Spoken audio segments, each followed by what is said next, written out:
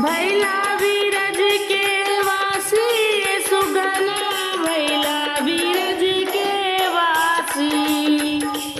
अरे भैला बीरज के वासी सुगना भैला बीरज के वासी। सरयू घाट पे बसी अयोध्या सरयू घाट पे बसी अयोध्या। गंगा घाट पे काशी सुगना भैला बीरज के वासी। अरे गंगा घाट पे काशी सुगना भैला बीरज के वासी। भैला बीरज के वासी सुगना भैला बीरज के वासी। भैला बीरज के वासी सुगना भैला बीरज के वासी। कवने कारण हो बसी अयोध्या कवने कारण हो बसी अयोध्या।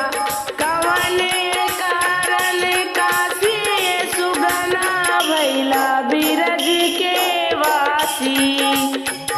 अरे कवने कारण काशी सुगना भैला बीरज के वासी। भैला बीरज के वासी सुगना भैला बीरज के वासी।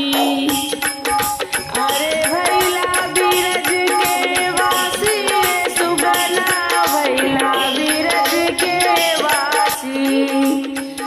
धर्म करन के वासी अयोध्या धर्म करन के वासी अयोध्या। पाप कटन के काशी सुगना भैला बीरज के वासी। अरे पाप कटन के वासी सुगना भैला बीरज के वासी। भैला बीरज के वासी सुगना भैला बीरज के वासी। भैला बीरज के वासी सुगना भैला बीरज के वासी। के करे राज में बसी अयोध्या के करे राज में बसी अयोध्या। के करे राज में काशी सुगना भैला बीरज के वासी। अरे के करे राज में काशी सुगना भैला बीरज के वासी। भैला बीरज के वासी सुगना भैला बीरज के वासी। भैला बीरज के वासी सुगना भैला बीरज के वासी। राम राज में बसी अयोध्या राम राज में बसी अयोध्या।